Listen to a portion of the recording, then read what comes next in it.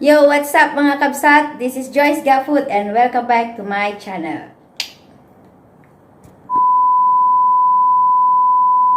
I love it when you call me señorita. I wish I could pretend I didn't need ya, but every touch is true. It's true. So mga kabsat, ngayong araw na to magluluto tayo ng buto ng ipil-ipil. Ang tawag dito sa Malaysia ay petay.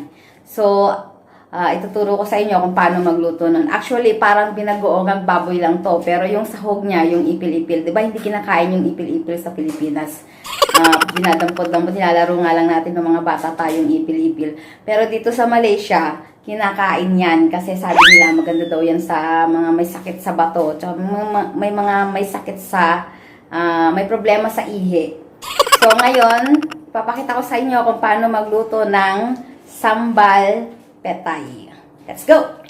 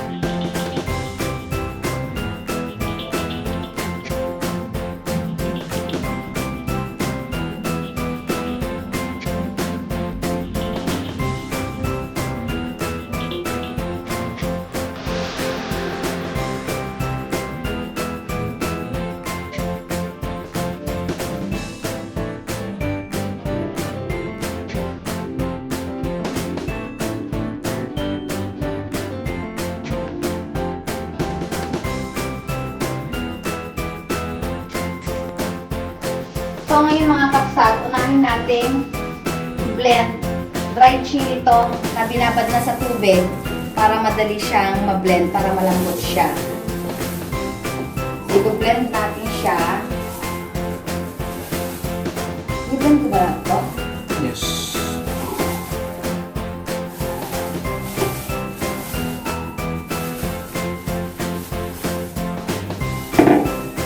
Kasama ng bawang.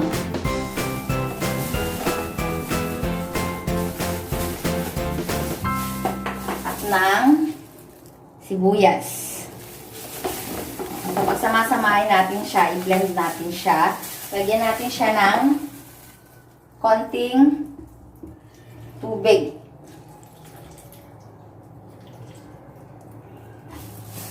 Sama na rin natin i-blend yung hibi, yung shrimps na maliliit, dried shrimps.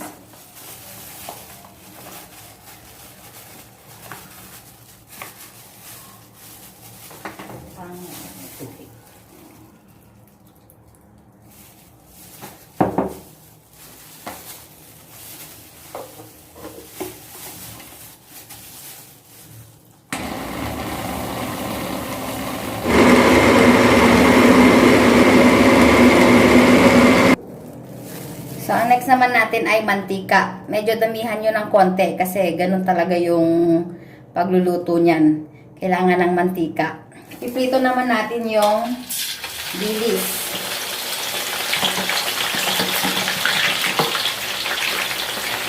Mas masarap pagka yung dilis ay medyo crispy.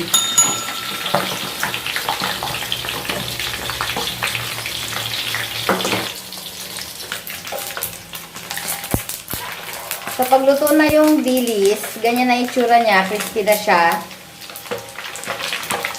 Pwede nyo na siyang hanguin, i-set aside nyo na lang siya.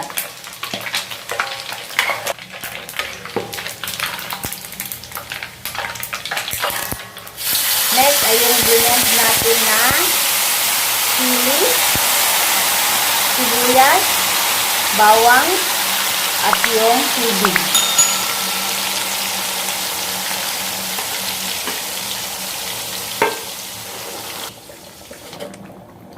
Halu-haluin lang natin para hindi siya masunog. Parang gata lang yan eh. Kailangan niyang magbantika ng husto.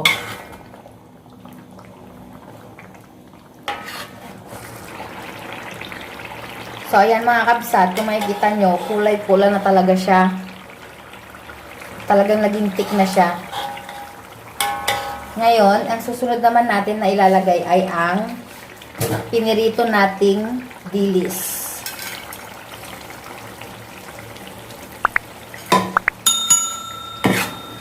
Halo-haloin lang ng konti.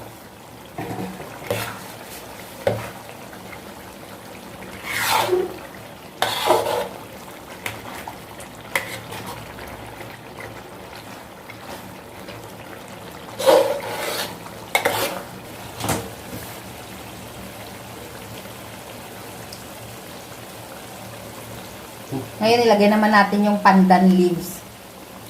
Pampabango lang. Para naman hindi puro sili yung naaamoy natin.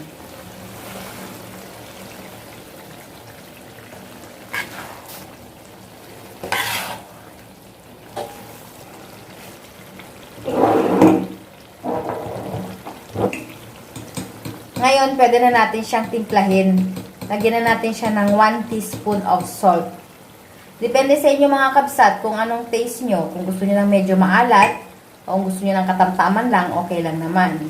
1 teaspoon of brown sugar also.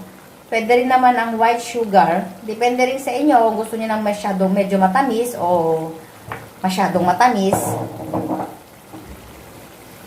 White pepper or black pepper, pwede rin.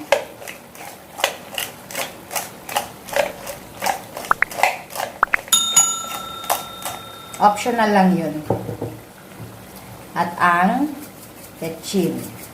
Nasa sa inyo rin kung ayaw nyo gumamit ng betchin o hindi. Depende sa inyo. So, halu-haluin lang natin. Kung makikita nyo, iba na yung itsura niya ngayon. Nawala na yung matubig niya. Ngayon, mamantika na siya. Yan. Sa mga mahilig kumain ng manghang dyan, perfecto para sa inyo.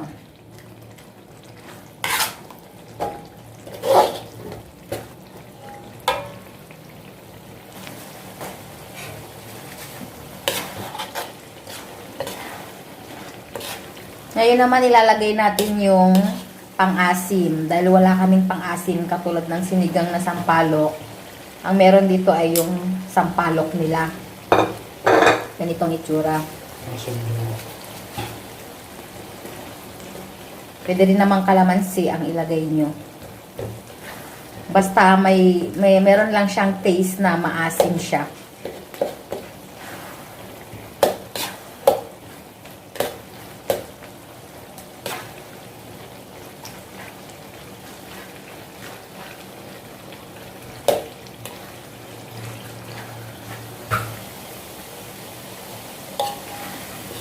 Ngayon na medyo tuyo na siya, syempre, ang ilalagay na natin ay yung star ingredients. Ang reyna ng lutong to.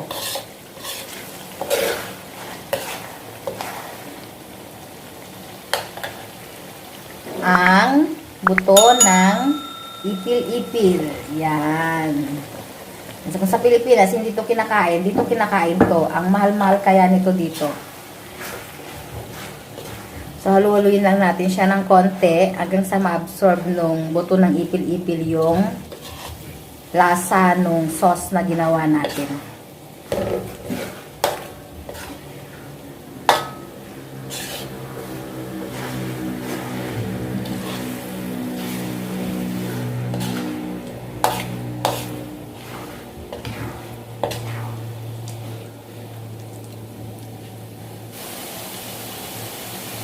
Kung makikita nyo na yung buto ng ipil-ipil ay parang nagbasa na siya. So, pwede na siya guys. Luto na siya mga kapsat. Huwag nyo expect na yan ay malambot. May pagkamatigas talaga yung buto ng ipil-ipil. Parang crunchy siya.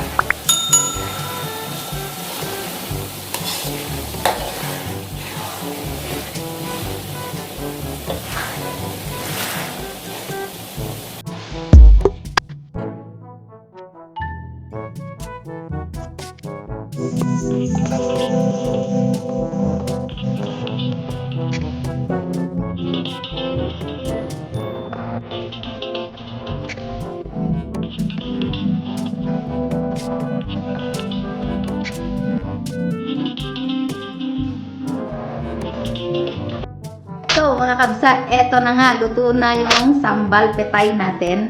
So, itong sambal petay na to, itong buto ng ipil-ipil na to, perfecto kainin kasama ng kanin lang. Pwede rin naman ng meron kayong kasamang ulam katulad ng pritong isda. Yan, ganyan siya.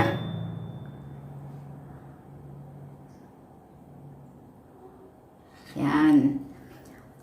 So, dahil libre ang ipil-ipil sa Pilipinas, pwede nyo siyang itry. Dito kasi binibili siya at ang mahal niya, parang yung isang plastic niya, 8 ringgit siya. 80 ringgit, 80 pesos sa Pilipinas. So, tikman na natin. Ayan siya.